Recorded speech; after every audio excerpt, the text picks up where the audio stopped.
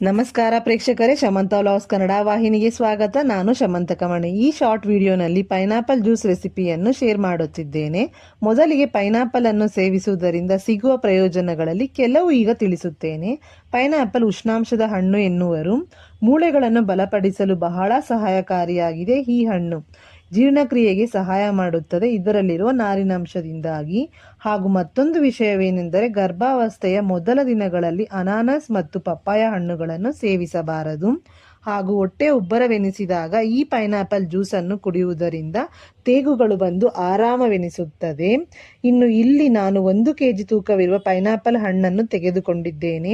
Pineapple ಹಣ್ಣಿನ ಸಿಪ್ಪೆಯನ್ನು ವಿಡಿಯೋನಲ್ಲಿ ತೋರಿದ ರೀತಿಯಲ್ಲಿ ತೆಗೆದ ಬಳಿಕ ಒಮ್ಮೆ ತೊಳೆದು ದುಂಡಾಕಾರವಾಗಿ ಹಣ್ಣನ್ನು ಕತ್ತರಿಸಿ ನಂತರ ಅವುಗಳ ಮೇಲೆ ಉಪ್ಪನ್ನು ಉದುರಿಸಿ ತಿನ್ನಬಹುದು. ಇಲ್ಲವೇ ದುಂಡಾಕಾರದಲ್ಲಿ ಕತ್ತರಿಸಿದ ಈ ಹಣ್ಣಿನ ಚೂರುಗಳನ್ನು ಚಾಕುವಿನಿಂದ ಮತ್ತಷ್ಟು ಚಿಕ್ಕ ಚಿಕ್ಕ ತುಂಡುಗಳಾಗಿಸಿ ಅವುಗಳ ಮೇಲೆ ಉಪ್ಪು ಹಾಗೂ ಮೆಣಸಿನ ಪುಡಿಯನ್ನು ಉದುರಿಸಿ ಸೇವಿಸಬಹುದು.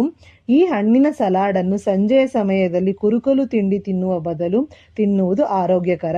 ಇನ್ನು ಈಗ ಪೈನಾಪಲ್ ಜ್ಯೂಸ್ ತಯಾರಿಸಲು ಸಣ್ಣದಾಗಿ ತುಂಡರಿಸಿದ ಹಣ್ಣಿನ ಚೂರುಗಳನ್ನು ಜ್ಯೂಸರ್ ಜಾರ್ಗೆ ಹಾಕಿಕೊಂಡು 2 ಗ್ಲಾಸ್ಗಳ ನೀರು ಮತ್ತು 2 ಚಮಚ ಸಕ್ಕರೆ ಸೇರಿಸಿ ಚೆನ್ನಾಗಿ ಬ್ಲೆಂಡ್ ಮಾಡಿಕೊಳ್ಳಿ. ಈ ಪ್ರಮಾಣದಲ್ಲಿರಬೇಕು. ಮತ್ತೊಂದು ವಿಷಯವೇನೆಂದರೆ, ಪೈನಾಪಲ್ ಹಾಗೂ ಆರೆಂಜ್ ಹಣ್ಣುಗಳನ್ನು ಮಿಲ್ಕ್ ಶೇಕ್ಗೆ ಬಳಸಬಾರದು. ಈಗ ಜ್ಯೂಸನ್ನು ಸರ್ವಿಂಗ್ ಗ್ಲಾಸಸ್ಗೆ ವರ್ಗಾಯಿಸಿ ಸವಿಯಿರಿ. ಮತ್ತೊಂದು ಶಾರ್ಟ್ ವಿಡಿಯೋನಲ್ಲಿ ಭೇಟಿಯಾಗುತ್ತೇನೆ. ಶುಭ ದಿನ ನಿಮ್ಮದಾಗಲಿ.